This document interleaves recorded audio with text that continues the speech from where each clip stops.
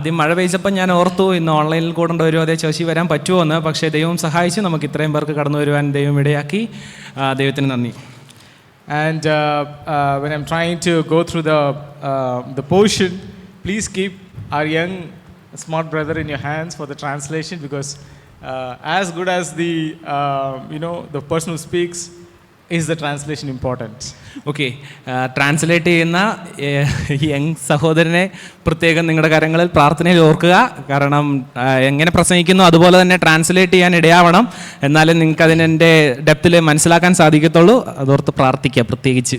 And translation is a gift. It is not so easy. Translation എന്ന തർജ്ജമ ചെയ്യുക എന്ന് പറയുന്നത് അത് കുറച്ച് പാടുള്ള പണിയാണ്, അത്ര എളുപ്പമല്ല. Anyway, let's keep him in prayer, and please keep me also in prayer that we were able to study together the portion that the church has entrusted unto me. അതുപോലെ എന്നെ ഓർത്തും പ്രാർത്ഥിക്കുക. നമുക്ക് ഒരുമിച്ച് ഈ പോർഷനിൽ നിന്ന് പഠിക്കുവാൻ ദൈവം സഹായിക്കട്ടെ. Bible study in a way is good. You know why? Maybe you may tell me that I'm a bit selfish for the reason that it helps me study better the word of God. Bible പഠിക്കുന്ന എപ്പോഴും നല്ലതാണ്. കാരണം നമ്മൾ ഒരിക്കലും തന്നെത്താനല്ല പഠിക്കേണ്ടത്, ബാക്കിയുള്ളവരെ ദൈവത്തിൻ്റെ വചനത്തെ മനസ്സിലാക്കിപ്പിക്കുകയും ചെയ്യണം. So in that manner, when you study, you will have to spend more time with the word and study for yourself before you come and speak anything about the word. നമ്മൾ തന്നെ പഠിക്കുകയല്ല, ബാക്കിയുള്ളവരെയും കൂടെ പഠിപ്പിക്കുകയും ചെയ്യേണ്ടതുണ്ട്. Now, coming on to the portion that we are looking at today, and before going into it, I wanted to thank the church and the members, the elders here, for giving me a second chance to stand before you with the word of God for the Bible study. ദൈവവചനവുമായിട്ട് ഒന്നുകൂടെ നിങ്ങളുടെ മുമ്പിൽ നിൽക്കുവാൻ എനിക്ക് അവസരം നൽകിയ ഈ സഭയോടും സഭയിലുള്ള elders ആയിട്ടുള്ള പ്രിയപ്പെട്ടവരോടുമുള്ള നന്ദി അറിയിക്കുന്നു. Last time we studied James, like I was able to read with you James. നമ്മൾ കഴിഞ്ഞ ദിവസങ്ങളിൽ ജെയിംസിനെ കുറിച്ചാണ് പറഞ്ഞത്, യാക്കോബിനെ കുറിച്ചായിരുന്നു പറഞ്ഞിരുന്നത്. And now what we are going to do is the series, or what we are doing is the series. So I'll be now studying with you from Genesis 30 onwards. നമ്മൾ ഒരു സീരിയസ് ആയിട്ട് പഠിച്ചുകൊണ്ടിരിക്കുന്നത് കൊണ്ട് തന്നെ നമ്മൾ ഉൽപ്പത്തി പുസ്തകം 30-ാം അധ്യായത്തിൽ നിന്നാണ് ഇന്ന് നോക്കാൻ പോകുന്നത്, ഇന്ന് പഠിക്കാൻ പോകുന്നത്. I'll give a short summary until what we read in 29, and then we'll go to 30, because the background is important for the 30 drawing from 29 chapter. നമ്മൾ 29 വരെ നമ്മൾ എന്താണ് പഠിച്ചത് എന്നുള്ളതിന്റെ പശ്ചാത്തലം ആദ്യം നോക്കിയിട്ട് നമ്മൾക്ക് 30-ാം അധ്യായത്തിലോട്ട് കടക്കാമെന്ന് ഞാൻ ആഗ്രഹിക്കുന്നു. Now on the slide you can see it's a journey. The Isaac is born when Abraham was 100 years, and when Isaac was 40 years he married Rebecca. Okay, നമ്മൾ ഈ സ്ലൈഡിൽ നോക്കുമ്പോൾ നമുക്ക് കാണാൻ പറ്റും, അബ്രഹാമിന് 100 വയസ്സുള്ളപ്പോൾ ഇസഹാക്ക് ജനിച്ചു. ഇസഹാക്കിന് 40 വയസ്സുള്ളപ്പം ഇസഹാക്ക് റിബേക്കയെ കല്യാണം കഴിച്ചു. And then the journey moves on, and we see the birth of Esau and Jacob. ഏശാവിന്റെയും യാക്കോബിന്റെയും ജനനത്തെക്കുറിച്ച് നമുക്ക് അതിനുശേഷം കാണാൻ സാധിക്കുന്നു. Isaac was 60 years and Abraham was 160 years. ഇസഹാക്കിന് 60 വയസ്സും എബ്രഹാമിന് 160 വയസ്സുമാണ് നമുക്ക് കാണാൻ സാധിക്കുന്നത്. And then we see Jacob covets Esau's birthright. അവന്റെ ജന്മാവകാശം, ജ്യേഷ്ഠാവകാശം ഏശാവിന്റെ തട്ടിയെടുക്കുന്ന, യാക്കോബ് തട്ടിയെടുക്കുന്ന നമുക്ക് കാണാൻ സാധിക്കുന്നു. And at that time Jacob was around 20 plus years. അന്നേരം യാക്കോബിന് ഏറെക്കുറെ 20 വയസ്സാണ് കാണാൻ സാധിക്കുന്നത്. And later it takes around 50 years, and during that time when Jacob was 70 years is when he covets Esau's blessing, or I would say Isaac's blessing. യാക്കോബ് ഏശാവിന്റെ അനുഗ്രഹം തട്ടിയെടുക്കുന്നത് നമുക്ക് കാണാൻ സാധിക്കുന്നുണ്ട്. അതൊരു 50 വർഷത്തിന് ശേഷം. Now Jacob is threatened by Esau for both coveting his birthright as well as the blessing, and he flees. യാക്കോബ് ഏശാവിനെ ഭയപ്പെട്ടതുകൊണ്ട് അവന്റെ ബർത്ത് റൈറ്റും അതുപോലെ അനുഗ്രഹവും തട്ടിയെടുത്തതും കൊണ്ട് അത് പേടിച്ച് യാക്കോബ് അവിടെ നിന്ന് ഓടിപ്പോകുന്നതായിട്ട് നമുക്ക് കാണാൻ സാധിക്കുന്നു. And as per the instruction he goes to his uncle And then what happens there is he marries Leah and Rachel. അവന് കിട്ടിയ നിർദ്ദേശപ്രകാരം അവൻ്റെ അങ്കിളിൻ്റെ വീട്ടിൽ പോവുകയും അവിടെ അങ്കിളിൻ്റെ 2 മക്കളായിരിക്കുന്ന ലേയ റാഹേലിനെ കല്യാണം കഴിക്കുന്നതായിട്ട് നമുക്ക് കാണാൻ At സാധിക്കും. that time, Jacob was 77 years and Isaac was 137 years. അപ്പോൾ യാക്കോബിന് 77 വയസ്സും ഇസഹാക്കിന് 137 വയസ്സുമായിട്ട് നമുക്ക് കാണാൻ സാധിക്കും. Now we know that by all regards, Jacob intended to marry Rachel as his wife. എന്നാൽ നമുക്കറിയാം യാക്കോബിന് റാഹേലിനെ കല്യാണം കഴിക്കാനായിരുന്നു ആഗ്രഹം. But Laban deceived him. എന്നാൽ ലാബാൻ അതിനെ നിഷേധിച്ചു. And Jacob was, is put into a service of like 7 years to take the hand of his wife. എന്നാൽ 7 വർഷം കൂടുതൽ പണിയെടുക്കേണ്ടി വന്നു ഭാര്യയെ സ്വന്തമാക്കാൻ. So at end of the 7 years, we know how the deceiving happens. Instead of offering Rachel, he is offering Leah. എന്നാൽ 7 വർഷം പണിയെടുത്തപ്പോൾ ആദ്യം ലേഖയെ കൊടുക്കുകയും പിന്നെ റേച്ചലിനെ കിട്ടുകയാണ് എന്ന് നമ്മൾ കണ്ടു. When we look through the word, we see the word in Jacob's own words saying, "You have deceived me." That's the word that he's using. You have deceived me. അവിടെ വാക്യത്തിൽ നോക്കുമ്പോൾ യാക്കോബ് ലാബാനോട് പറയുന്നത് നീ എന്നെ വഞ്ചിച്ചു എന്നാണ്. So the one who in his own regards tried and deceived Esau, his brother, and also tried to deceive Isaac, his father, now getting deceived by his own uncle. യാക്കോബ് തൻ്റെ സഹോദരനായ ഏശാവിനെയും അതുപോലെ തൻ്റെ അപ്പനായ ഇസഹാക്കിനെയും പറ്റിച്ചതുപോലെ തന്നെ താൻ തൻ്റെ അങ്കിളായ ലാബാനാൽ പറ്റിക്കപ്പെടുകയാണ് ചെയ്തത്. When Jacob saw Rachel, he was very clear that I just wanted that lady to be my wife. He had no other thought. യാക്കോബിന് ഒന്നേ ഉള്ളായിരുന്നു തൻ്റെ ഇഷ്ടമായിട്ടുള്ള ആ സ്ത്രീ എന്നുള്ള നിലയിൽ റാഹേലിനെ കല്യാണം കഴിക്കണം എന്നായിരുന്നു. And Laban agreed to it that okay, on completion of this, okay, this is the wife I'm not going to give him for any other man. It's better to give to you. So this is the person who is going to be, or in the Jewish culture, which it means that she is betrothed to Rachel is betrothed to Jacob. Okay, ഇവിടെ വേറെ ആർക്കെങ്കിലും എൻ്റെ മകളെ കൊടുക്കുന്നതിനേക്കാളും എന്തുകൊണ്ടും നല്ലത് യാക്കോബിന് കൊടുക്കുന്നതാണെന്ന് Laban ചിന്തിച്ചിട്ടുണ്ടാവും. അതുപോലെ തന്നെ യഹൂദന്മാരുടെ പാരമ്പര്യം അനുസരിച്ച് റാഹേലിനെ യാക്കോബ് തന്നെയാണ് വരനായിട്ട് വരേണ്ടിയിരുന്നത്. His betrothed, നിശ്ചയിച്ചിരുന്നത്. Yes. Okay, then what happens is Jacob getting deceived. He doesn't even know what really happened, but next day morning he gets up and sees another totally different woman who is a sister, and that's Leah.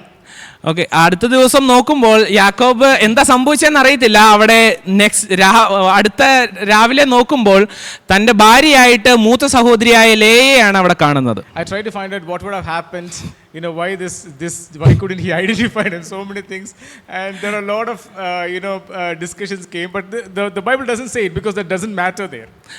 അത് എന്താണ് അവിടെ സംഭവിച്ചതെന്നൊന്നും നമുക്ക് ചിന്തിച്ചാൽ അറിയത്തില്ല. അത് നമുക്ക് കൂടുതൽ ചിന്തിക്കേണ്ട കാര്യമില്ല. അത് നമ്മൾ ബൈബിൾ അതിനെക്കുറിച്ച് കൂടുതൽ പറയുന്നില്ല. But what the 30th chapter talks to us is the consequences of being deceived. ആ ചതിക്കപ്പെട്ടതിൻ്റെതായിട്ടുള്ള പരിണിത ഫലമാണ് നമ്മൾ 30-ാം അധ്യായത്തിൽ കാണാൻ സാധിക്കുന്നത്. It talks about on about the deception which Laban did to Jacob, how that was suffered in the family of Jacob and his wives. യാക്കോബിന്റെ കുടുംബജീവിതത്തിൽ Laban ചതിച്ചതിനെ എത്രമാത്രം കഷ്ടം അനുഭവിക്കേണ്ടി വന്നു എന്നുള്ളതാണ് നമ്മൾ 30-ാം അധ്യായത്തിൽ കാണാൻ സാധിക്കുന്നത്. I would in a way say that Leah is innocent. നമുക്ക് എങ്ങനെ പറയാൻ സാധിക്കും ലേയ പാവമാണെന്ന്?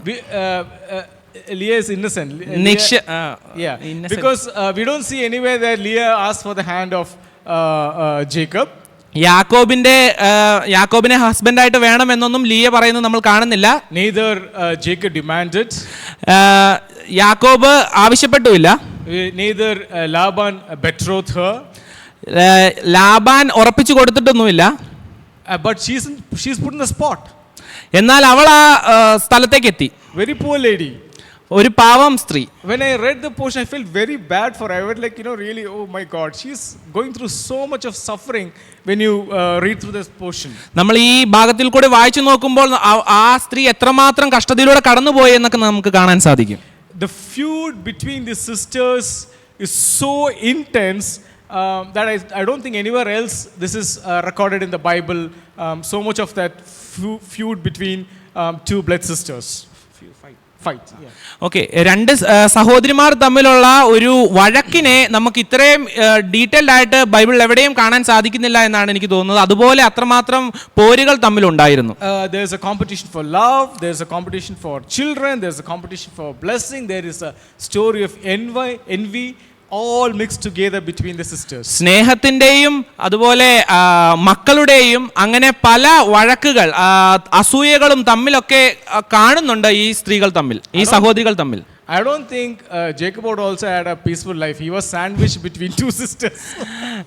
എനിക്ക് തോന്നുന്നില്ല യാക്കോബും ഒരു നല്ല ജീവിതമാണ് നയിച്ചതെന്ന്. കാരണം ഈ രണ്ട് സഹോദരിമാരുടെ ഇടയ്ക്ക് കിടന്ന് ഞെരുങ്ങുകയായിരുന്നു. That is something that we can only imagine. നമുക്കത് സങ്കല്പിക്കാൻ മാത്രമേ സാധിക്കത്തുള്ളൂ. And that is why I was going on thinking what would be the title that I can give for this portion, chapter 30, and what struck me, or what I thought which would be closer, is a chronicle of love, neglect and blessing. എന്നാ അതുകൊണ്ടാണ് ഉൽപ്പത്തി പുസ്തകം 30-ാം അധ്യായത്തിന് ഞാൻ ഇങ്ങനെ ഒരു തലക്കെട്ട് കൊടുത്തത്, സ്നേഹത്തിന്റെയും അവഗണനയുടെയും അതുപോലെ അനുഗ്രഹത്തിന്റെയും ഒരു ചരിത്രമായിട്ട് നമുക്ക് കാണാൻ സാധിക്കും. Chronicle of love, neglect and blessing. അതെ, സ്നേഹത്തിന്റെയും അവഗണനയുടെയും അനുഗ്രഹത്തിന്റെയും ഒരു ചരിത്രം, അല്ലെങ്കിൽ ഒരു ചരിത്രം. Yes. Yeah. Now we see on to the other side the family tree of Abraham and Jacob along with Leah and Rachel. ഇവിടെ നമുക്ക് ഇപ്പുറത്ത് കാണാൻ സാധിക്കുന്നത് യാക്കോബിന്റെയും അതുപോലെ ഭാര്യമാരുടെയും തമ്മിലുള്ള ആ ഒരു ട്രീ ആണ്, ആ ഒരു family tree. Why I gave that there is, as we can read the portion, we can map it to their children and who is bearing which child and so on and so forth. നമുക്ക് ഈ അധ്യായങ്ങൾ വായിക്കുമ്പോൾ ആർക്ക് ആരുണ്ടായി എന്നൊക്കെ പെട്ടെന്ന് മനസ്സിലാക്കാൻ വേണ്ടിയിട്ടാണ് ഞാൻ ഇങ്ങനെ ഒന്ന് കൊടുത്തിരിക്കുന്നത്. Chapter 29 ends with saying that Leah stopped bearing. എന്നാൽ 29-ാം അധ്യായം അവസാനിക്കുന്നത് ലേയ പ്രസവം നിന്നു എന്നാണ് കാണുന്നത്. So she bears 4 children or 4 sons, Reuben, Simeon, Levi and Judah. 4 മക്കളാണ് ലേഹിക്ക് കാണാൻ സാധിക്കുന്നത്, രൂബേൻ, ശിമിയോൻ, ലേവി, യഹൂദ. And then the chapter 30 starts with Rachel. എന്നാൽ 30-ാം അധ്യായത്തിന്റെ തുടക്കത്തിൽ തന്നെ നമ്മൾ റാഹേലിനെയാണ് കാണാൻ സാധിക്കുന്നത്. Until verse 8 we do not see a picture of Leah in it. അതിന്റെ ആദ്യത്തെ ഭാഗങ്ങളിൽ നമ്മൾ ലേയെ കാണുന്നേയില്ല. Rachel is in fact mentioned within this 8 verses 26 times and Jacob 8 times. എന്നാൽ ഇവിടെ ആദ്യത്തെ വാക്യങ്ങളിൽ 26 times 26 തവണ റേച്ചൽ എന്ന വാക്കും 6 തവണ മാത്രം ജേക്കബ് എന്ന വാക്കും നമുക്ക് കാണാൻ സാധിക്കും.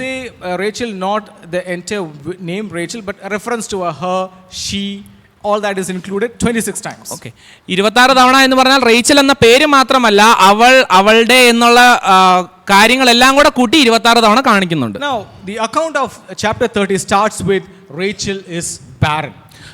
ആദ്യത്തെ വാക്കുകൾ തന്നെ നമുക്ക് കാണാൻ സാധിക്കുന്നത് റേച്ചൽ ഒരു മച്ചിയായിരുന്നു എന്നാണ് നമുക്ക് കാണാൻ സാധിക്കുന്നത്. Now we see that Rachel, of course, she is jealous of Leah.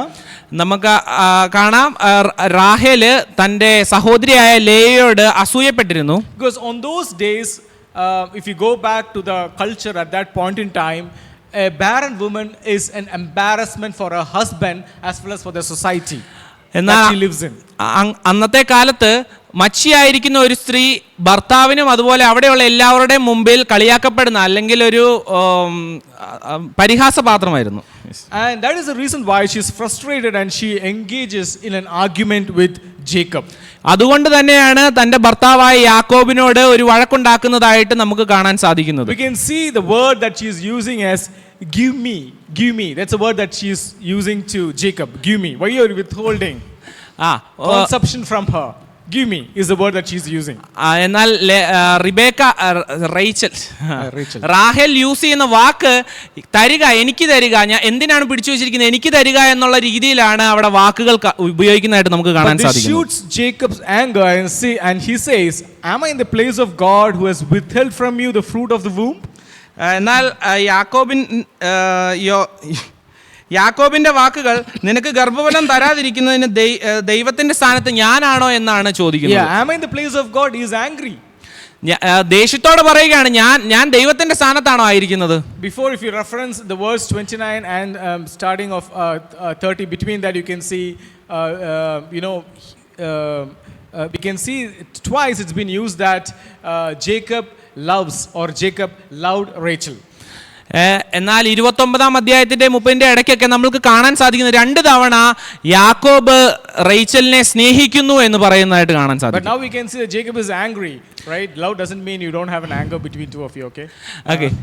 എന്നാൽ ഇവിടെ കാണുന്നത് യാക്കോബ് ദേഷ്യപ്പെടുന്നതായിട്ട് കാണുന്നുണ്ട്. സ്നേഹം സകല ലംഘനങ്ങളെയും മൂടുന്നു, അല്ല, ലൈക്ക് സ്നേഹത്തിൽ ദേഷ്യം വരത്തില്ല എന്നൊക്കെ നമ്മൾ കാണുന്നുണ്ട്. But we can see here Jacob is rightly giving a message to Rachel that am I God? It's God who is going to do with you, it's not me. എന്നാൽ കറക്റ്റ് ആയിട്ടുള്ള ഒരു message ആണ് അവിടെ യാക്കോബ് ഭാര്യയ്ക്ക് കൊടുക്കുന്നത്. ഞാനാണ് ദൈവത്തിന്റെ സ്ഥാനത്ത്, ഞാനാണോ നിനക്ക് മക്കളെ തരേണ്ടത്, ദൈവമാണല്ലേ എന്ന്. When that argument closes, we see that Rachel is doing exactly what Sarah had did to Abraham. എന്നാൽ ഈ വഴക്ക് തീർന്നു കഴിഞ്ഞിട്ട് നമ്മൾ ആദ്യം കാണുന്നത് സാറ എന്താണോ അബ്രഹാമിനോട് ചെയ്തത് അതേപോലെ തന്നെയാണ് റേച്ചലും ചെയ്യുന്നത്. And she is offering her maid Bilhah to Jacob.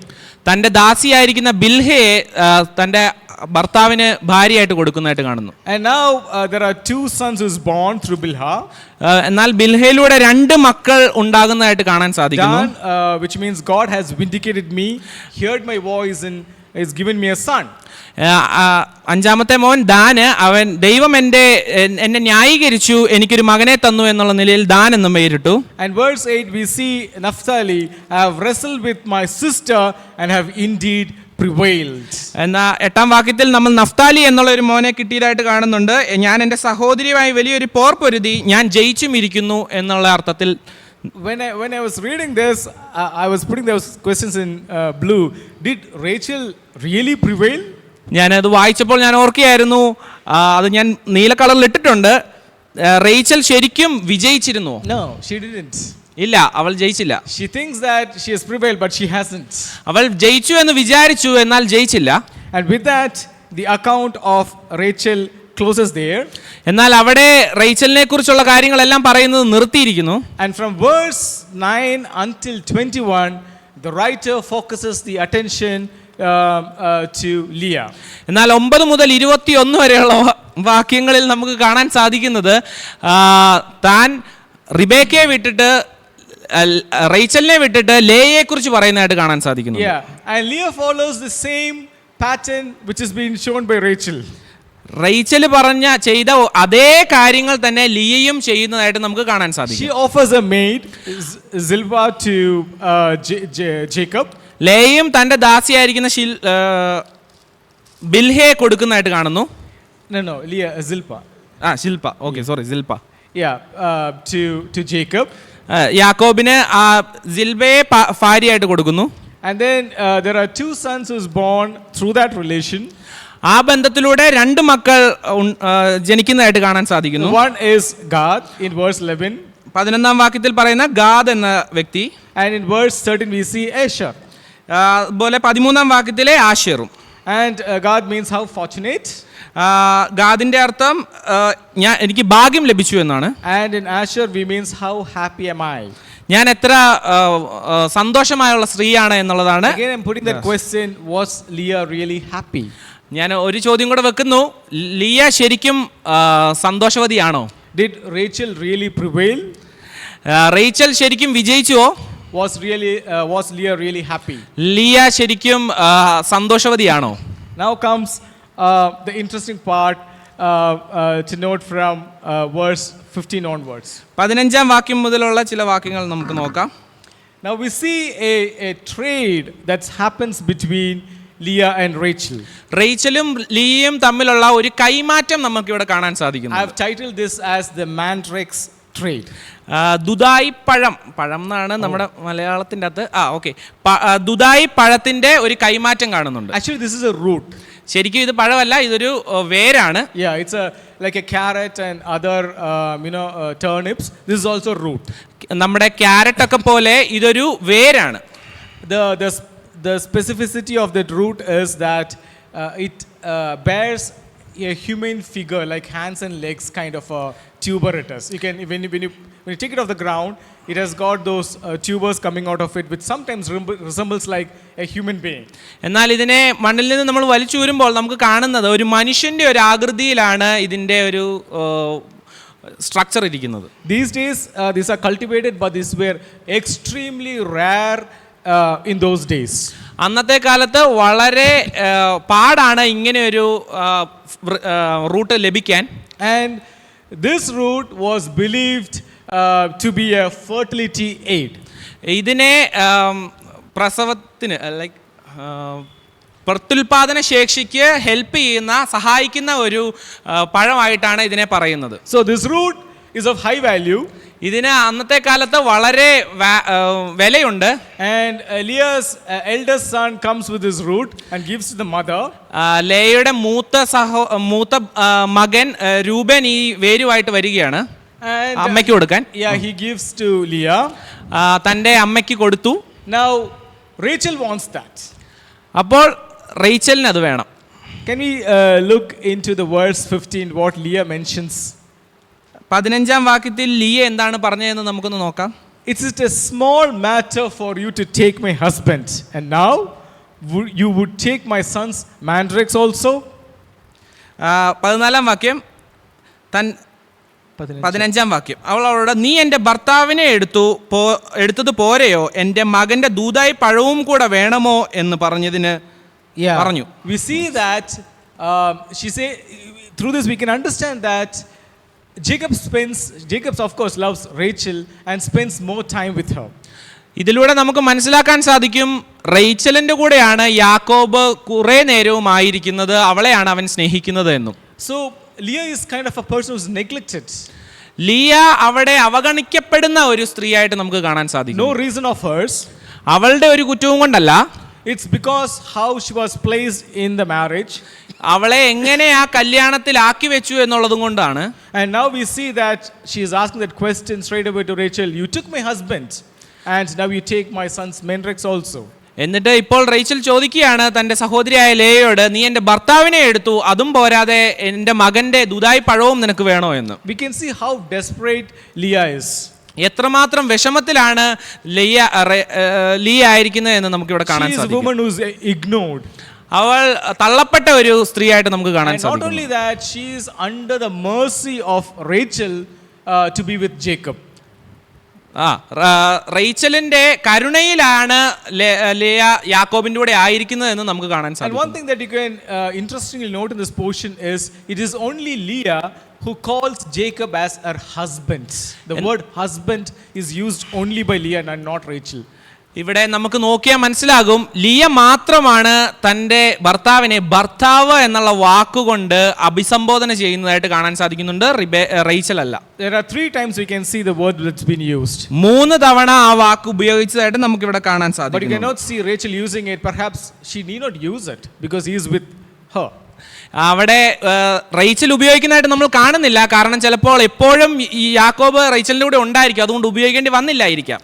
And now the trade for the mandrakes.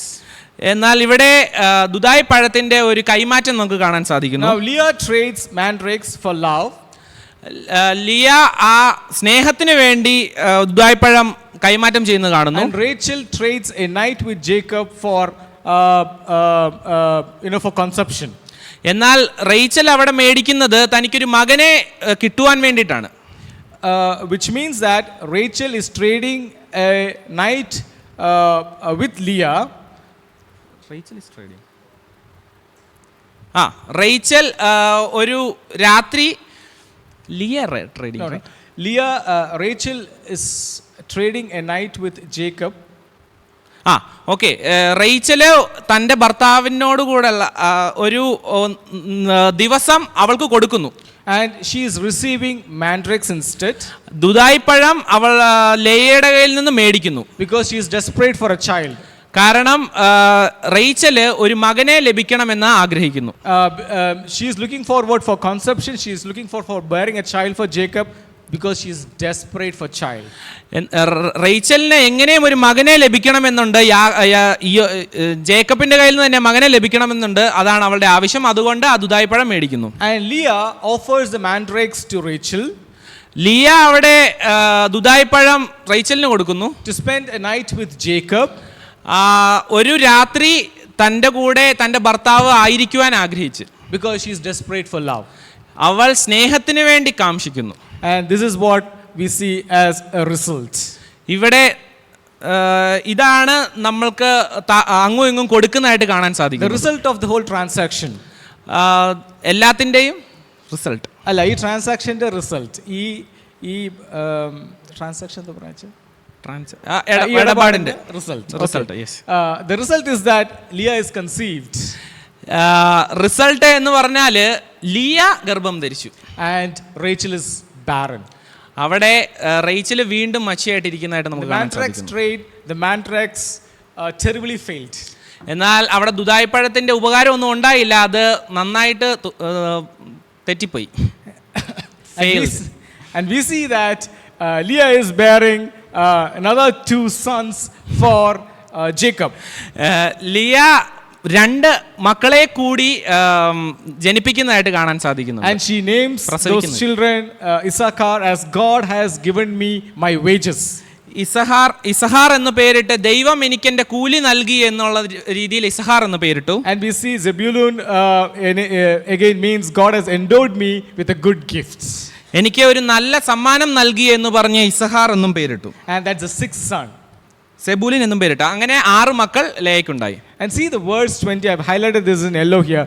Now my husband will dwell with me because I have borne him 6 sons. 20-ാം വാക്യം, അപ്പോൾ എൻ്റെ ഭർത്താവ് എന്നോട് കൂടെ വസിക്കും, ഞാൻ അവന് 6 മക്കളെ പ്രസവിച്ചുവല്ലോ എന്ന് പറഞ്ഞു. Which means that he has not been dwelling with Leah. അതിൽ നിന്ന് നമുക്ക് മനസ്സിലാക്കാൻ സാധിക്കുന്നത് യാക്കോബ് ലേയയുടെ കൂടെ അധികം നേരം നിൽക്കാറില്ല എന്ന് നമുക്ക് മനസ്സിലാക്കാൻ സാധിക്കും. Yeah, he was dwelling with Rachel. അവൻ എപ്പോഴും റേച്ചലിന്റെ കൂടെയാണ്.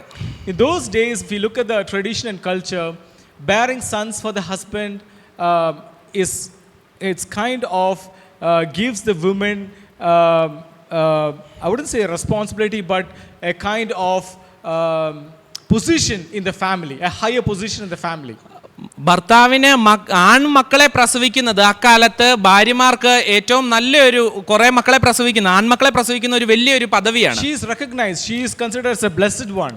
അവളെ അനുഗ്രഹിക്കപ്പെട്ടവൾ എന്ന നിലയിലും അവളെ ഒരു വലിയ നിലയിൽ കാണാൻ സാധിക്കുന്നു. Because she offers as a lineage for that particular family. അടുത്ത പാരമ്പര്യത്തിലോട്ടുള്ള ആളുകളെ കൊടുത്തു എന്നുള്ള നിലയിലാണ് അവളെ കാണുന്നത്. And now in verse 21 we see Dinah, a daughter is born. 21-ാം വാക്യത്തിൽ ദീന എന്നുള്ള ഒരു മകൾ ജനിക്കുന്നതായിട്ട് നമുക്ക് കാണാൻ സാധിക്കുന്നു. 6 sons and 1 daughters who Leah bore. 6 ആൺമക്കളെയും ഒരു പെൺമകളെയും ആണ് ഇവിടെ ലിയ യാക്കോബിന് കൊടുക്കുന്നതായിട്ട് കാണുന്നു. And we see that she whatever the plans or whatever the the problems or whatever she faced, God has not closed her womb. എന്തൊക്കെ അവളുടെ ജീവിതത്തിൽ സംഭവിച്ചിട്ടും ദൈവം അവളുടെ ഗർഭത്തെ അടയ്ക്കുന്നതായിട്ട് നമുക്ക് കാണാൻ സാധിക്കുന്നില്ല. I think by once the mandrake's trade is done and Rachel realized that Leah is conceived, ഈ ദുദായിപ്പഴത്തിന്റെ കൈമാറ്റം സംഭവിച്ചതിന് ശേഷവും ലിയയാണ് ഗർഭം ധരിച്ചത് എന്ന് റിബേക്ക കാണുമ്പോൾ, റേച്ചൽ കാണുമ്പോൾ, I presume that Rachel has lost all her hopes. എന്നാ അപ്പോൾ റേച്ചലിന്റെ ഉള്ള എല്ലാ കിളിയും പോവും, ആശ നഷ്ടപ്പെടും. Yeah, and we see that she is totally withdrawn and she would have totally accepted that she is going to stay barren. അവളുടെ എല്ലാ ഹോപ്പും നഷ്ടപ്പെട്ടിട്ട് അവള് ഇനി മച്ചിയായിട്ട് തന്നെ തുടരുമെന്ന് ഓർത്തിരിക്കുക. No more trades. ഇനി ഒരു കൈമാറ്റവുമില്ല. No more tricks. ഒരു കൗശലവുമില്ല. No more envy. ഒരു അസൂയയുമില്ല. She is kind of a person who is like trying to get peace in herself. അവളിൽ തന്നെ ഒരു സമാധാനമൊക്കെ കണ്ടെത്തി അങ്ങനെ നിൽക്കുവാൻ ആഗ്രഹിക്കുന്ന ഒരു വ്യക്തി പോലെയായി. But suddenly we see an account of Rachel again comes into picture. എന്നാൽ പിന്നെ നമ്മൾ കാണുന്നത് റേച്ചലിനെ വീണ്ടും നമുക്ക് ഈ പോർഷനിൽ കാണാൻ സാധിക്കുന്നു. After a long wait of almost 14 years, Rachel conceives and she bore a son, Joseph. 14 വർഷത്തെ കാത്തിരിപ്പിന് ശേഷം റേച്ചലിന് ഒരു മകൻ ഉണ്ടാകുന്നതായിട്ട് നമുക്ക് കാണാൻ സാധിക്കുന്നു. And we see that in verse 23, God has taken away my reproach, and goes on to say, may the Lord give me another son, which he actually gives later. 23-ാം വാക്യത്തിൽ കാണുന്നുണ്ട്, ദൈവം എൻ്റെ നിന്ന നീക്കി ഇനി എനിക്ക് ഒരു മകനെയും കൂടെ തരും എന്ന് പറഞ്ഞു എന്ന് നമുക്ക് കാണാൻ സാധിക്കുന്നു. So Rachel has been waiting for 14 years to give birth to Joseph. 14 വർഷം റേച്ചൽ കാത്തിരുന്നു തൻ്റെ മകൻ യോസേഫിനെ പ്രസവിക്കുവാൻ. I've just drawn it like this, that she failed miserably when she believed in her strength. തൻ്റെ സ്വന്തം ശക്തിയിൽ ഊന്നിയപ്പോൾ അവൾ തോൽക്കുന്നതായിട്ട് കാണാൻ സാധിക്കുന്നു. She failed when she trust in her efforts. അവളുടെ തന്നെ എഫേർട്ടിൽ ഊന്നിയപ്പോഴും അവൾ തോൽക്കുന്നതായിട്ട് കാണാൻ സാധിക്കുന്നു. She failed when she devised motives of jealousy or envy. അവിടെ അസൂയയും കുശുമ്പും ഒക്കെ ആയിട്ട് ഇരുന്നപ്പോഴും അവൾ തോൽക്കുന്നതായിട്ട് കാണാൻ സാധിക്കുന്നു. She failed when she believed in mandrakes. ദുദായി പഴത്തിലൊക്കെ ആശ്രയിച്ചിട്ടും അവൾ തോൽക്കുന്നതായിട്ട് നമുക്ക് കാണാൻ സാധിക്കുന്നു. But in verse 22 and 23, it's so beautifully summarized and written. എന്നാൽ 22-23 വാക്യത്തിൽ വളരെ നല്ല രീതിയിൽ അതിനെ ഉൾക്കൊള്ളിച്ചിട്ടുണ്ട്. God remembers Rachel. എന്നാൽ ദൈവം റാഹേലിനെ ഓർത്തു. God remembered Rachel. ദൈവം റാഹേലിനെ ഓർത്തു. God heeded to her. ദൈവം അവൾക്ക് ഒരു ദൈവം അവളെ കേട്ടു. God opened her womb. അവളുടെ ഗർഭപാത്രം തുറന്നു. Rachel conceived. റേച്ചൽ ഗർഭം ധരിച്ചു. And Rachel bore a son. അവൾ ഒരു മകനെ പ്രസവിച്ചു. What a beautiful way of summarizing a feud between both sisters, bearing children and being enemies of each other. രണ്ട് സഹോദരിമാർ അങ്ങും ഇങ്ങും വഴക്കലും അസൂയയിലും ഒക്കെ ആയിരിക്കുന്നവരുടെ കഥ എത്ര നല്ല രീതിയിലാണ് ഇവിടെ സമ്മറൈസ് ചെയ്തിരുന്നത്. If you look at verse 22 and 23, it's almost, if you look at it, you won't see Jacob anyway, that it's almost written in a way that it's God who remembered, it's God who heeded, it's the work of God, it's God's work that Rachel conceived, it's God's work that Rachel bore a son. 22-23 വാക്യത്തിൽ നോക്കുമ്പോൾ നമുക്ക് യാക്കോബിനെ അവിടെ കാണാനേ സാധിക്കുന്നില്ല. കാരണം ഇവിടെ ദൈവമാണ് പ്രവർത്തിച്ചത്, ദൈവം ചെയ്തു, ദൈവം കൊടുത്തു എന്ന് നമുക്ക് കാണാൻ സാധിക്കുന്നു. And with this birth of Joseph, there is a big turning point that comes to the life of Jacob. എന്നാൽ യോസേഫിന്റെ ജനനത്തിലൂടെ യാക്കോബിന്റെ ജീവിതത്തിൽ വലിയൊരു മാറ്റം വന്നതായിട്ട് നമുക്ക് കാണാൻ സാധിക്കും. Now, in verse 28, we see that, and 31, though there's a conversation, Jacob realizes that he needs to go back to his land. എന്നാൽ 28 വരെയുള്ള വാക്യങ്ങൾ നമ്മൾ കാണുന്നുണ്ട്, യാക്കോബിനെ എങ്ങനെയും തന്റെ ദേശത്തേക്ക് പോകാൻ He ആഗ്രഹിക്കുന്നു. needs to go back to his father's land. അവന്റെ പിതാവിന്റെ സ്ഥലത്തേക്ക് പോകാൻ He ആഗ്രഹിക്കുന്നു. needs to go back to the promised land. അവന്റെ വാഗ്ദത്ത ദേശത്തേക്ക് പോകാൻ ആഗ്രഹിക്കുന്നു. He needs, and that coincides with the 7 years of completion that he worked for Rachel. അവൻ റേച്ചലിന് വേണ്ടി പണിയെടുത്ത സമയമൊക്കെ കഴിഞ്ഞിട്ട് ഇനി പോകുവാൻ ആഗ്രഹിക്കുന്നു. So his account with Laban is kind of close. He's 7 years he's worked for Leah, 7 years he's worked for Rachel, and 14 years Joseph is born, and then he realized that he needs to go back to his land of his fathers, so he's having a conversation with his father-in-law. എന്നാൽ 7 വർഷം റേച്ചലിന് വേണ്ടിയും 7 വർഷം ലേയ്ക്ക് വേണ്ടിയും പണിയെടുത്ത് total 14 വർഷം പണിയെടുത്തു. യോസേഫ് ജനിച്ചു, ഇനി തനിക്ക് തന്റെ ദേശത്തേക്ക് തിരിച്ചു പോകുവാൻ യാക്കോബ് ആഗ്രഹിച്ചു. A trickster having a conversation with another trickster. ഒരു കൗശലക്കാരൻ വേറൊരു കൗശലക്കാരനോട് സംസാരിക്കുന്നതായിട്ട് നമുക്ക് കാണാൻ Now സാധിക്കും. when Jacob is having the conversation, Laban is saying, okay, I hear you everything. Now you know what? Tell me your wages, I'll give it. You be here. നീ ഇപ്പോൾ ഇങ്ങനെ കൗശലക്കാരന്മാരായതും കൊണ്ട് പറയുകയാണ്, നീ എന്താ നിന്റെ ആവശ്യം എന്താണെന്ന് പറ, അത് ഞാൻ ചെയ്തു തരാമെന്ന് ഇവിടെ കാണുന്നു. And again in verse 31 we see Laban asking, what shall I give you?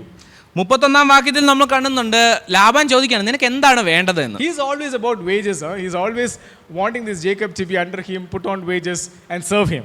എപ്പോഴും ലാബാന് വേണ്ടത് യാക്കോബിനെ തന്റെ പണിക്കാരനായിട്ട് കൂലിക്കാരനായിട്ട് നിർത്തുന്നു എന്നുള്ളതാണ്. In chapter 29 and verse 15 again you can see the same words being used. Tell me what shall your wages be? 29-ന്റെ 25-ാം വാക്യത്തിൽ നമ്മൾ കാണുന്നുണ്ട്. 15-ാം വാക്യത്തിൽ നമ്മൾ കാണുന്നുണ്ട് നിനക്ക് എന്താണ് കൂലി വേണ്ടത് എന്നാണ് നമുക്ക് കാണുന്നത്. He is always after keeping Jacob with him, pay him something and get his work done. എപ്പോഴും യാക്കോബിനെ തന്റെ കൂടെ നിർത്തുക, പണിയെടുത്തതിന് പൈസ കൊടുക്കുക എന്നുള്ള നിലയിൽ മാത്രമാണ് ലാബാൻ നോക്കുന്നത്. Why? എന്തുകൊണ്ടാണ്? Why? അല്ല എന്തുകൊണ്ട്? Let me ask a question. Why? എന്തുകൊണ്ട്? You find an answer there.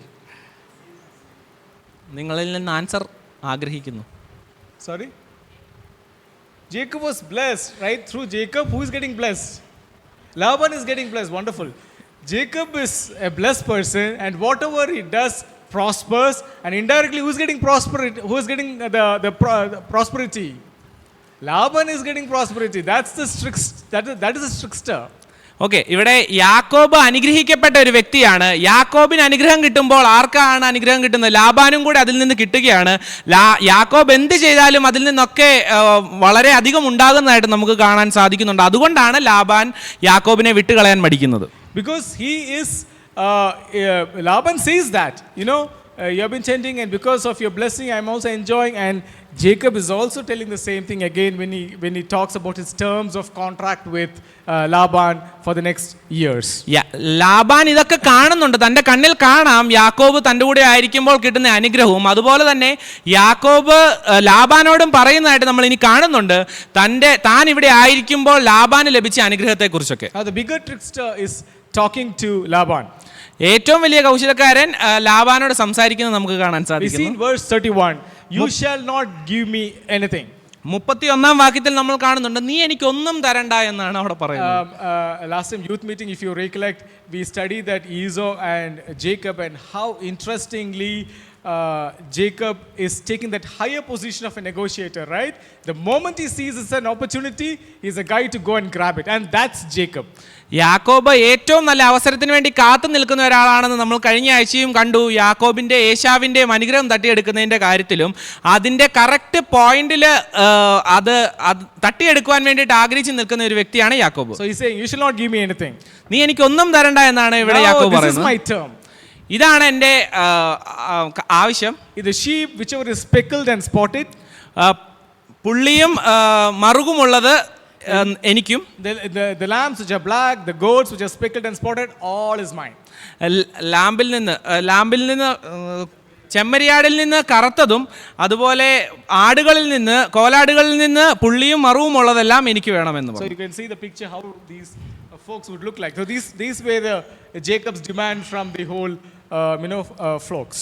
എല്ലാ ആട്ടിൻ കൂട്ടങ്ങളിൽ നിന്നും ഇങ്ങനത്തെ ഈ ഫോട്ടോയിൽ കാണുന്ന പോലത്തെ ആടുകളെയാണ് യാക്കോബ് ആവശ്യപ്പെട്ടത്. When I was looking into this, I realized that there is still a species or a specimen of Jacob's sheep still being breeded. It's one of the pedigree. It's called Jacob's sheep. അതിന്റെ പേര് തന്നെ Jacob's sheep എന്നാ.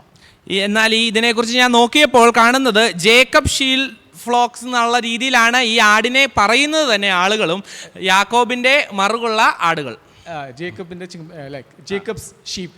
The speciality of that is it has like 4 or 6 horns. നമ്മൾ സാധാരണ രണ്ടല്ലേ കണ്ടിട്ടുള്ളൂ. It's like it has got 4 or 6 horns. It will be like this, and some has like this also. Okay, and that is the identification for Jacob's sheep. യാക്കോബിന്റെ ആടുകൾക്ക് ഇവിടെ കാണാൻ സാധിക്കുന്ന വ്യത്യാസം എന്ന് പറഞ്ഞാൽ നമുക്ക് നോക്കുമ്പോൾ സാധാരണ നമ്മൾ 2 കൊമ്പുള്ള ആടുകളല്ലേ കണ്ടിട്ടുള്ളത്. ഇതിന് 4ഉം 6ഉം കൊമ്പുകളൊക്കെ ഉണ്ട്. അങ്ങനെയൊക്കെ 4, 6 കൊമ്പുകൾ കാണും. Okay, coming to the terms, speckled and spotted sheep, the black sheep and the speckled and spotted goats are all mine. ഇവിടെ നമ്മൾ കാണുന്നുണ്ട് ചെമ്മരിയാടുകളിൽ കറുത്തതും അതുപോലെ കോലാടുകളിൽ പുള്ളിയും മറുവുമുള്ള ആടുകളെല്ലാം യാക്കോബിന് വേണമെന്ന് ആവശ്യപ്പെടുന്നു. Laban done and dusted. Oh, the term has been accepted. Laban ഒന്നും നോക്കിയില്ല, ആ എഗ്രിമെന്റ് അക്സെപ്റ്റ് ചെയ്തു, അംഗീകരിച്ചു. Because you know why? majority of the folks would be in the neutral colors like white, or it would be without the speckles. The ones which is so speckled and stripes would be of, in terms of number, less. എന്നാൽ എന്തുകൊണ്ടാണെന്നറിയാവോ? കാരണം അവിടെ ഒറ്റ കളറായിട്ടുള്ള ആടുകളാണ് കൂടുതലും ഉള്ളത്. പുള്ളിയും മറുവും ഉള്ളതൊക്കെ അന്ന് കുറവായിരിക്കും.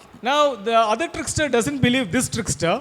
എന്നാൽ മറ്റേ കൗശലക്കാരൻ ഈ ഒരു കൗശലക്കാരനെ ഇത്രയും ചെയ്യുന്ന ഓർത്തില്ല. The same day he went to the folks and separates everything. Oh, these are yours and these are mine. അപ്പോൾ തന്നെ അവിടെ ചെന്നിട്ട് എല്ലാ ആടുകളെയും ഈ പറഞ്ഞ രീതിയിൽ തരംതിരിച്ചു. ഇതെല്ലാം നിന്റെ, ഇതെല്ലാം എൻ്റെ എന്ന് പറഞ്ഞു. When I see that it's more when I see who did this, it's more returned in a way that it's been done by Laban, because he accepts it. He wants to make sure that Jacob shouldn't take anything more. So he's the one who does that job of separating and says, this is yours. Now put 3 days gap between these two folks, go and shepherd it. Okay, അന്നേരം തന്നെ മിക്കവാറും Laban തന്നെ ആയിരിക്കും പോയി ആടുകളെ അങ്ങും ഇങ്ങും തിരിച്ചത്. കാരണം ലാബാന് ഉറപ്പുവരുത്തണം ഒന്നും കട്ടുണ്ടോ പോകത്തില്ല എന്ന്. അതുകൊണ്ട് താൻ തന്നെ തിരിക്കുന്നതായിട്ട് നമുക്ക് കാണാൻ സാധിക്കുന്നു. Laban doesn't know who's Jacob, right? എന്നാൽ ലാബാൻ അറിയത്തില്ല ഈ യാക്കോബ് ആരാണെന്ന്. He is the smart of the smartest. അവൻ മിടുക്കന്മാരിൽ മിടുക്കനാണ്. And now he did. He selected all those speckled and spotted and black sheep, and he employs 3 methods which is successful for him to yield more prosperity. അവൻ എന്നിട്ട് ഈ ആടുകളെ തിരിച്ചിട്ട് 3 methods കാണിക്കുന്നുണ്ട്. കാരണം അതിനെ വേറെ രീതിയിലാക്കാൻ. One is selective breeding.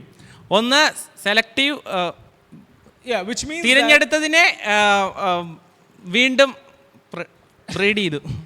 which means എങ്ങനെ വാക്കിനിക്ക് വീണ്ടും കുട്ടികൾ ഉണ്ടാക്കാൻ വേണ്ടി.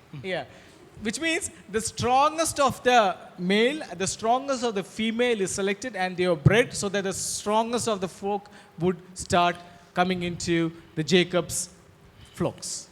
അതിലെ ഏറ്റവും ബലമുള്ള ആടുകളിൽ ഒന്നിനെ ആണും പെണ്ണുമായിട്ട് എടുത്തിട്ട് അതിനെ രണ്ടിലും മെയ്റ്റ് ചെയ്തപ്പം അതിൽ നിന്നുണ്ടാകുന്നത് പുള്ളിയും വരയുമുള്ളതായി തീർക്കുവാൻ വേണ്ടി യാക്കോബ് പണി. They will be the stronger ones. അത് ഏറ്റവും ശക്തിയുള്ളതായി തീരും. And also he is doing some herbal remedies there, and he's placing those barks, placing that in the water troughs so that they drink it. And what I understand through that is when they drink it, they would be mating, and through that his number of frogs would increase. എന്നാൽ അവിടെ വെള്ളം കുടിക്കുന്നതിൻ്റെ അടുത്തൊരു സാധനം വെച്ചിട്ട് അവിടെ നിന്ന് വെള്ളം കുടിക്കുമ്പോൾ അവർ പ്രത്യുൽപാദനം നടക്കുവാണെന്ന് ഓർത്തും കൊണ്ട് അവിടെ നിന്ന് ഉണ്ടാകുന്ന രീതിയിലും ഒരു ട്രിക്ക് കാണിച്ചു. ഭാര്യയും ഭർത്താവും ഒറ്റ കെട്ടാട്ടോ. That is after the mandrakes and this is after some herbal remedies. Both know many things. അപ്പോൾ ഭാര്യയും ഭർത്താവും ഒരുമിച്ചാണ്. അത് നമ്മുടെ ദുദായിപ്പഴത്തിൻ്റെ ഒക്കെ ശേഷമാണ്, മക്കളുണ്ടായതിനു ശേഷമാണ്. അപ്പോൾ അവർ രണ്ടുപേരും ഒരുമിച്ചാണ് ഇത് ചെയ്യുന്നതായിട്ട്. And after that we see a third trick third method that he employs is separation of the flocks. മൂന്നാമത്തേത് ആണ് നമുക്ക് കാണുന്ന കൂട്ടങ്ങളെ രണ്ടും തിരിച്ചു വെച്ചതായിട്ട്. The moment a striped, spotted or a black sheep is born, he immediately separates it. പുള്ളിയും മറുവുമുള്ള ഒരു ആടുണ്ടായാൽ അന്നേരം തന്നെ അതിൽ നിന്ന് മറ്റ് ലാബാന്റെ ആടുകളിൽ നിന്ന് മാറ്റി വെക്കുന്നതായിട്ട് കാണുന്നുണ്ട്. And by end of this we see that Jacob became exceedingly prosperous. എന്നാൽ അവസാനം നമ്മൾ കാണുന്നുണ്ട് യാക്കോബ് വളരെ സമ്പന്നനായതായിട്ട് നമുക്ക്. We see in verse 40, the last verse, the man became exceedingly prosperous and had a large flocks and female and male servants and camels and donkeys.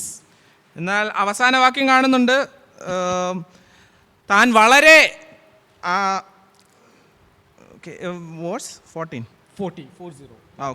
ആട്ടിൻകൂട്ടങ്ങളിൽ യാക്കോബ് വേർതിരിച്ച ആടുകളിൽ താൻ കുറേ സമ്പാദിക്കുന്നതായിട്ട് നമുക്ക് അവിടെ കാണാൻ സാധിക്കുന്നുണ്ട്.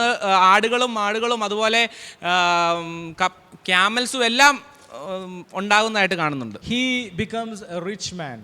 അവൻ ഒരു സമ്പന്നനായി തീരുന്നതായിട്ട് കാണാം. Of course it is not just because of his 3 methods that he deployed.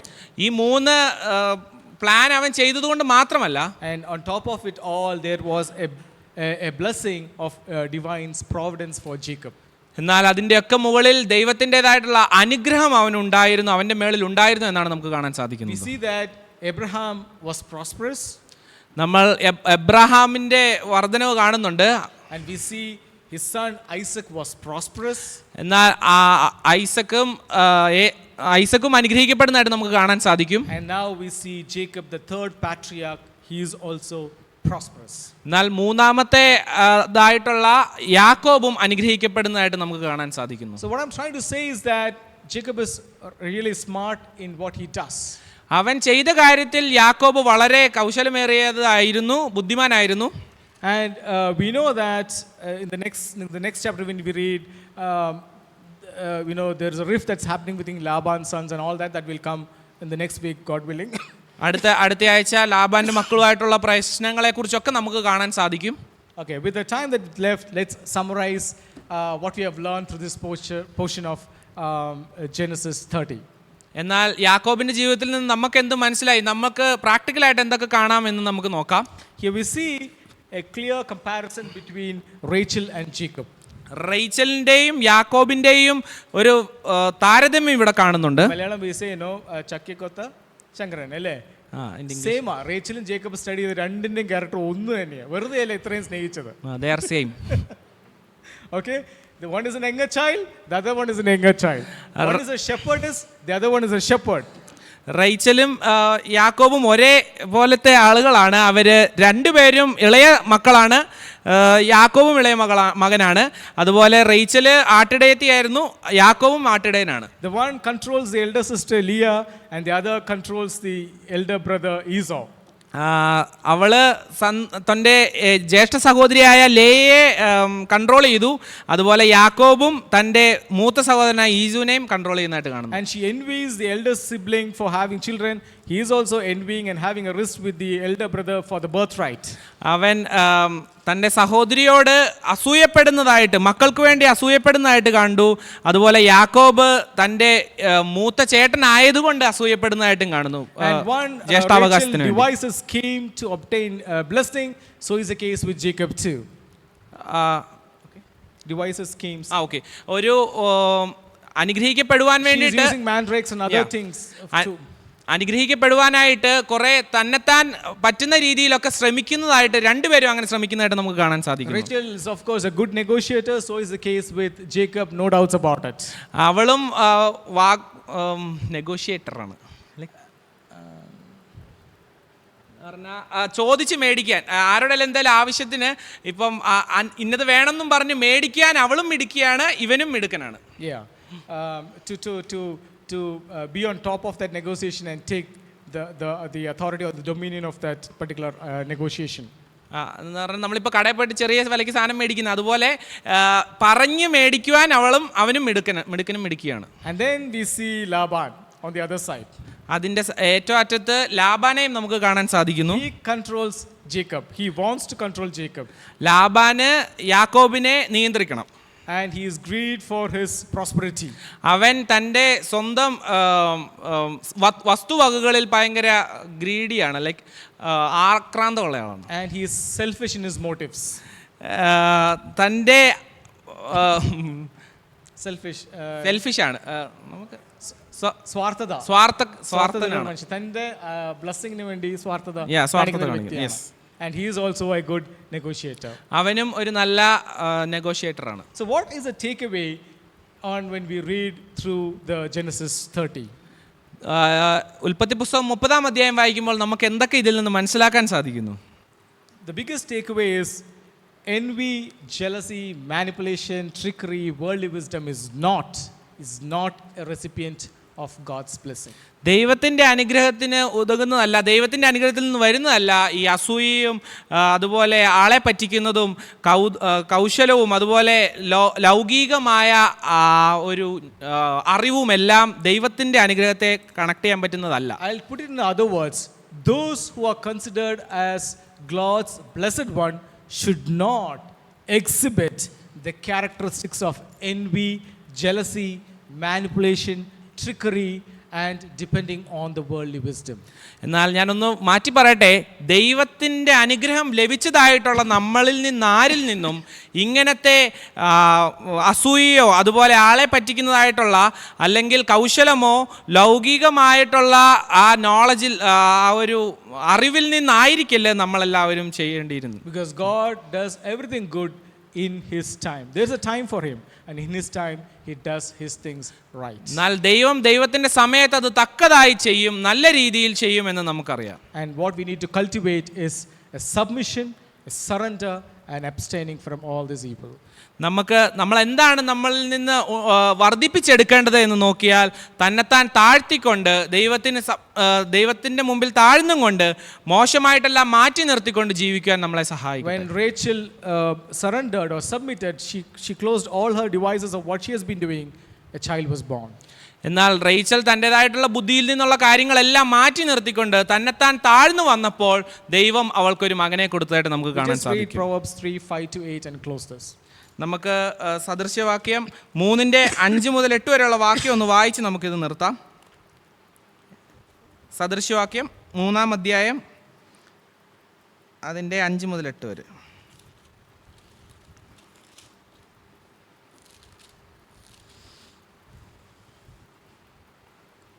Okay. ഇരുളും അന്ധതമസും അതിലെ സ്വാധീനമാകട്ടെ, ഒരു മേഘം അതിന്മേൽ അല്ല. അയ്യോ, ആരെങ്കിലും ഒന്ന് വായിക്കാമോ?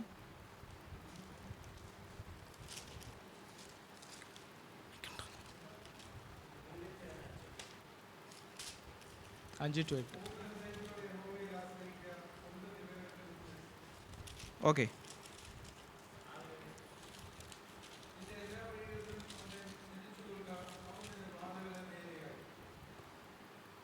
Do not lean on your own understanding. സ്വന്തം വിവേകത്തിൽ ഊന്നരുത്. 5:8 3 ഓക്കെ ഓക്കെ ഒന്നുകൂടെ വായിക്കാം. പൂർണ്ണ ഹൃദയത്തോടെ യഹോവയിൽ ആശ്രയിക്കുക, സ്വന്തം വിവേകത്തിൽ ഊന്നരുത്.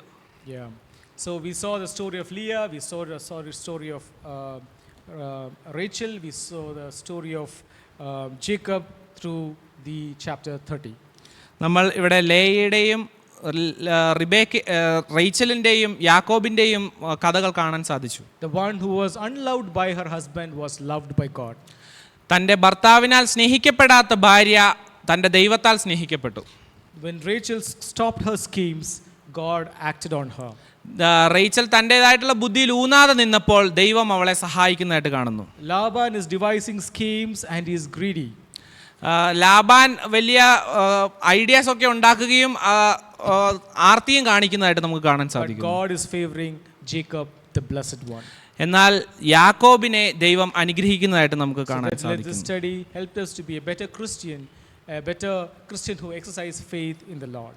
ദൈവത്തിൽ വിശ്വസിച്ച് നിൽക്കുന്ന ദൈവം പറഞ്ഞിരിക്കുന്ന കാര്യങ്ങൾ നോക്കുന്നതായിട്ടുള്ള രീതിയിൽ നമുക്ക് നമ്മുടെ ക്രിസ്തീയ ജീവിതം മുന്നോട്ട് പോകാൻ ദൈവം സഹായിക്കട്ടെ. On our wisdom, on our understanding, but submit and surrender for God's will. നമ്മുടെ കഴിവിലും നമ്മുടെ ബുദ്ധിയിലും അല്ല നമ്മൾ ഊന്നേണ്ടത്, ദൈവത്തിൽ ആശ്രയിച്ച് ജീവിക്കാൻ ദൈവം നമ്മെ സഹായിക്കട്ടെ. Let his name alone be glorified. ദൈവത്തിന്റെ നാമം മാത്രം മഹത്വപ്പെടുമാറാകട്ടെ.